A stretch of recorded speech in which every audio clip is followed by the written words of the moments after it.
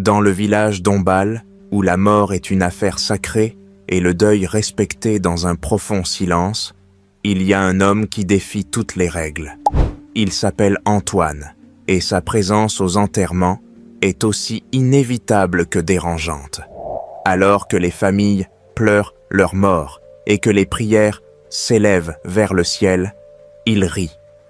Pas un rire discret ou nerveux, mais un rire plein et libre, comme si la tragédie était une raison de célébrer. Les villageois le regardent avec peur et mépris.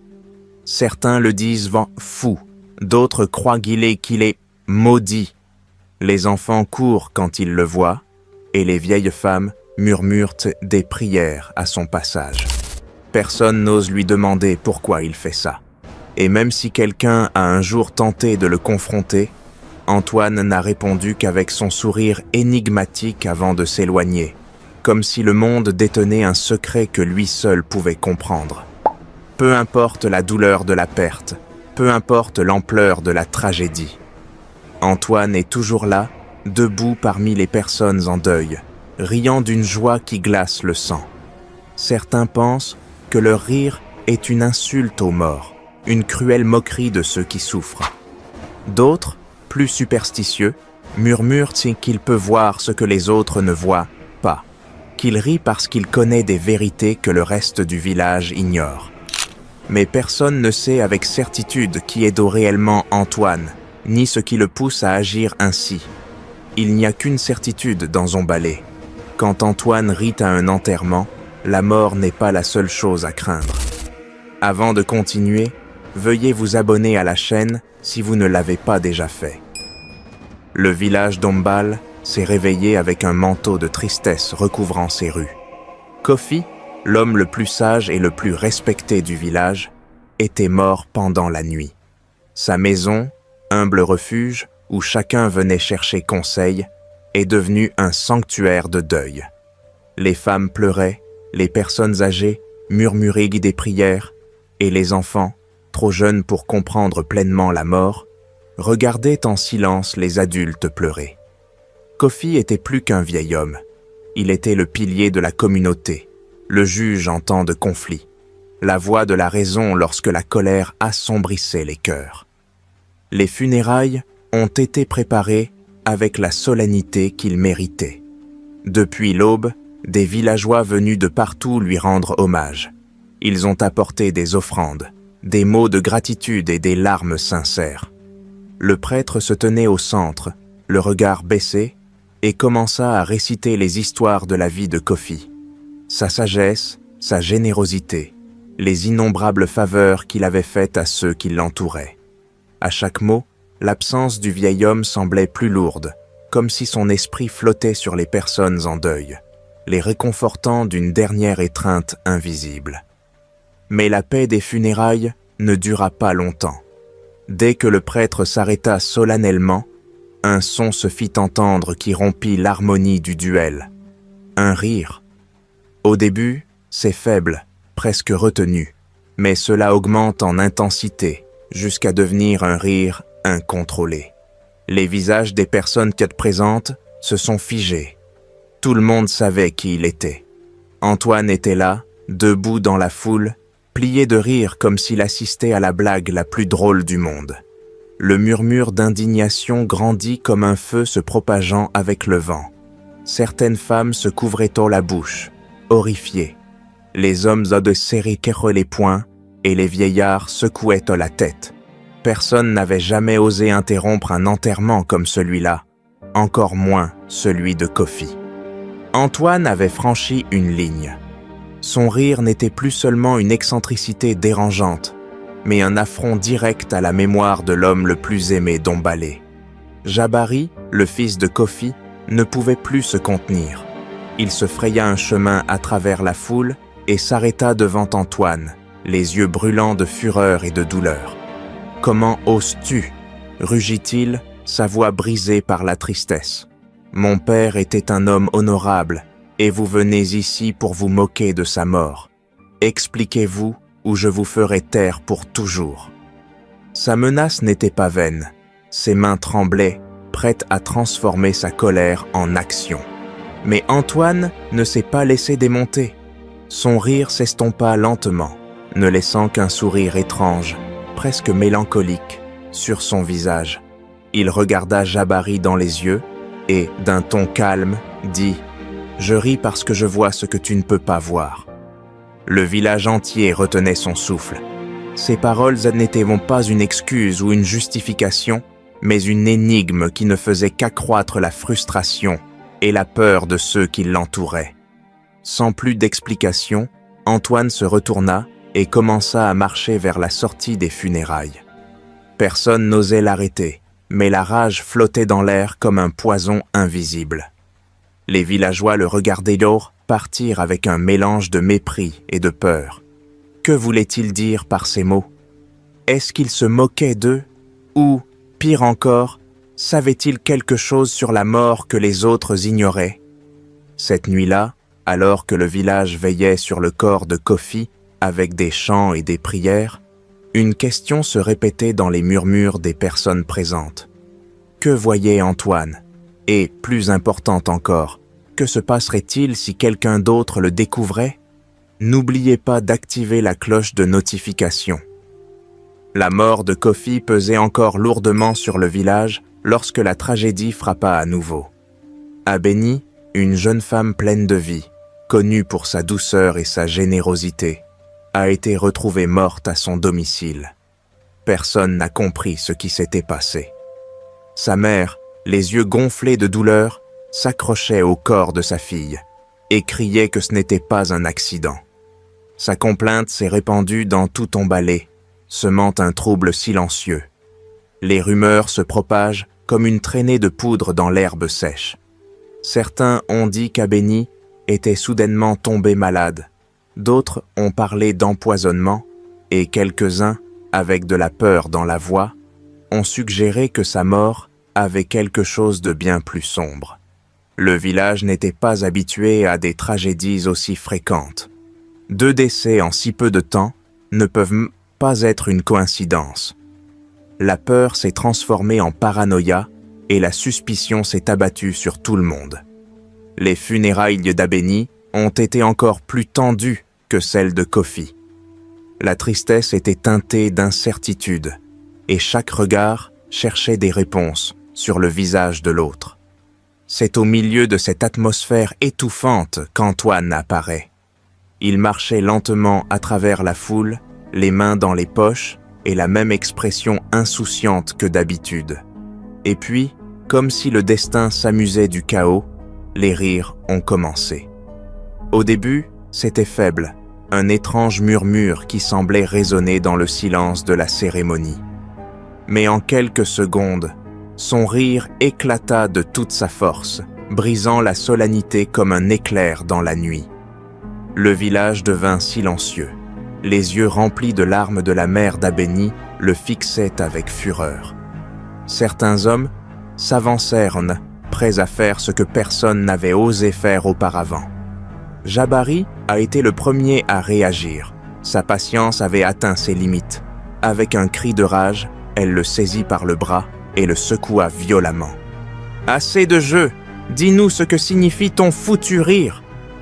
L'air devenait épais, la tension presque palpable. Antoine, toujours souriant, pencha la tête comme s'il mesurait ses mots avant de parler. « La vérité est proche, » murmura-t-il. Sa voix était calme, mais ses paroles tombèrent sur le village comme une malédiction. Le cœur de Jabari battait furieusement dans sa poitrine, et pendant un moment, il sembla qu'il allait le frapper. Mais quelque chose dans le regard d'Antoine l'arrêta. Ce n'était pas de la moquerie que je voyais dans ses yeux, ni de la folie. C'était de la compassion. Le murmure de la foule s'est transformé en un rugissement de confusion et de peur. Quelle vérité! Que voyait Antoine que personne d'autre ne pouvait voir? Était-il un fou avec un instinct de survie impeccable ou savait-il quelque chose que les autres ignoraient? Les questions tourbillonnaient dans l'esprit des villageois, mais personne n'osait les exprimer à voix haute. Antoine n'attendit pas de réponse. Elle se libéra de l'emprise de Jabari d'un mouvement fluide et se retourna. Il sortit calmement de l'enterrement, laissant derrière lui un village plongé dans la confusion. Personne n'a essayé de l'arrêter cette fois-ci. Personne ne savait quoi faire. Cette nuit-là, les portes de toutes les maisons étaient vraiment fermées à double tour. Les parents ont serré leurs enfants plus fort dans leurs bras. Personne ne parlait fort, comme s'ils craignaient que quelque chose dans le noir les écoute. La mort de Kofi aurait pu être un malheur, celle d'Abeni, une coïncidence. Mais 2 morts en si peu de temps, et le rire d'Antoine à chaque fois, rendait impossible d'ignorer le sentiment que quelque chose de terrible était sur le point de se produire. Et puis, comme une graine de peur plantée au cœur d'Ombal, une question a commencé à germer dans l'esprit de chacun. Qui serait le prochain? Profitez-en et aimez la vidéo si vous l'appréciez. La nuit tomba sur Ombalé, comme une lourde couverture d'incertitude. Le vent soufflait à travers les huttes et les villageois dormaient d'un œil ouvert, comme si la mort pouvait se glisser sous leurs portes à tout moment. Mais tandis que les gens tremblaient de peur, Antoine restait au centre du village, debout sous le vieux baobab, regardant la lune avec un sourire envoûtant. Le silence fut interrompu par un cri, un son déchirant qui faisait hurler les chiens et prendre son envol dans les arbres, désemparés. Les portes s'ouvrirent et des torches illuminaient le chemin poussiéreux menant à la maison de Jabari. Les villageois coururent, sentant leur sang se glacer. À leur arrivée, la scène leur coupa le souffle. Jabari gisait sur le sol, immobile, les yeux grands ouverts, reflétant le feu des torches. Les questions ont été remplacées par des accusations. « C'est Antoine !» cria quelqu'un. « Il apparaît toujours quand quelqu'un meurt. » La foule se tourna vers le baobab, mais Antoine n'était plus là. La panique s'est transformée en fureur. Les voix criaient « Justice, vengeance, tout ce qui pourrait rétablir leur sécurité. » Ils coururent dans toutes les directions, à la recherche de l'homme au rire maudit. Ils le trouvèrent sur la colline, debout près du vieux rocher, où les vieux hommes avaient l'habitude de raconter des histoires. Il n'a pas couru, il ne s'est pas défendu, il les attendait simplement. Alors que le premier villageois se jetait sur lui, avec une lance levée, Antoine leva la main. « Si vous voulez des réponses, écoutez, » dit-il avec un calme impossible. « Si tu me tues là maintenant, tu ne sauras jamais ce qui se passe réellement. » L'air était chargé d'une électricité invisible. Personne n'a bougé. Antoine prit une profonde inspiration et les regarda un par un, son sourire s'effaçant enfin. « Ce n'est pas moi qui apporte la mort à Ombalé, » murmura-t-il. « Je suis le seul à le voir venir. » Sa voix, basse mais ferme, pénétrait jusqu'aux os de ceux qui l'écoutaient. Quelque chose dans sa voix fit déglutir les villageois, parce que pour la première fois, Antoine ne riait pas. Et puis, comme si sa déclaration avait été une prophétie, un son guttural surgit de l'obscurité derrière le village, un son qui n'appartenait à rien d'humain. C'est maintenant ou jamais. Abonnez-vous à la chaîne. Le son qui émergea de l'obscurité n'était pas seulement un rugissement, mais un gémissement profond, un écho surnaturel qui fit trembler le sol sous les pieds des villageois. Les torches vacillaient et les visages de ceux qui entouraient Antoine pâlissaient. Quelque chose ou quelqu'un bougeait dans l'ombre au-delà du village. Antoine, le regard plongé dans l'obscurité, murmura « Le voilà ». D'entre les arbres émergea une grande silhouette squelettique, aux membres longs et tordus. Ses yeux étaient 2 flaques noires qui reflétaient la lumière des torches. Chacun de ses pas était accompagné d'un craquement, comme si des os se brisaient. Un frisson parcourut la foule lorsque la créature parla d'une voix qui semblait venir d'un autre temps. Tant de gens sont morts et ils ne comprennent toujours pas. Les villageois reculèrent en tremblant. Antoine, lui, fit un pas en avant l'expression sereine. « Je t'ai dit que je riais parce que je vois ce que tu ne peux pas voir, » dit-il doucement. « Tous les décès ne sont pas des accidents. Ce n'était pas une malédiction. C'était un avertissement. » Il se tourna vers la créature et expira avec résignation. « Combien de temps vas-tu continuer à jouer à ce jeu ?» La créature inclina la tête et, sous les yeux étonnés du village, commença à se transformer. Sa peau grisâtre s'est adoucie, ses os se sont réorganisés et son corps s'est rétréci en quelque chose de familier.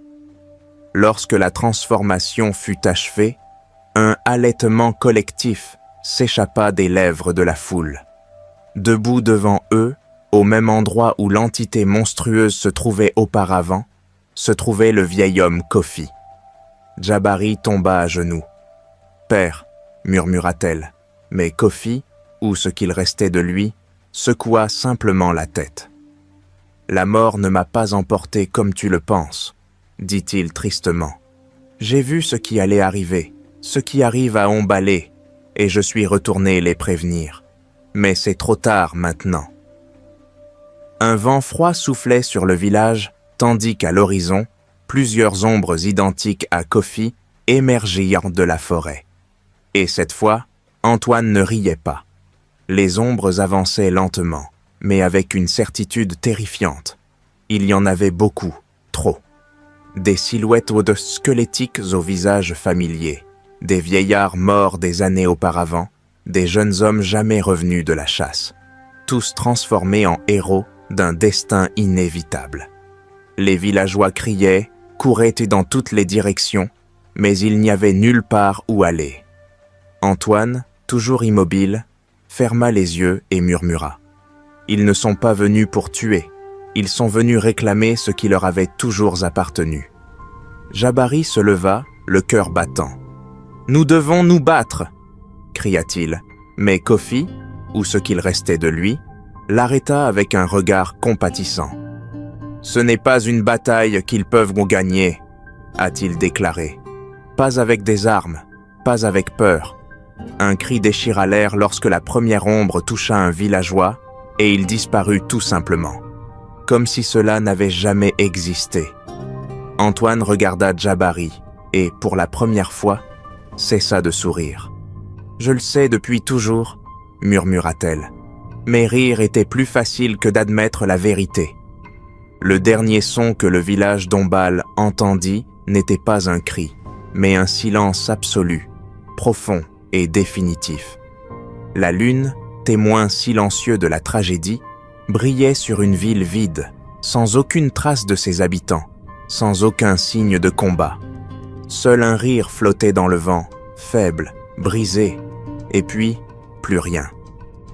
Cette histoire nous rappelle que parfois, les réponses à nos peurs les plus profondes sont plus proches que nous le pensons, mais qu'accepter ces vérités peut être dévastateur.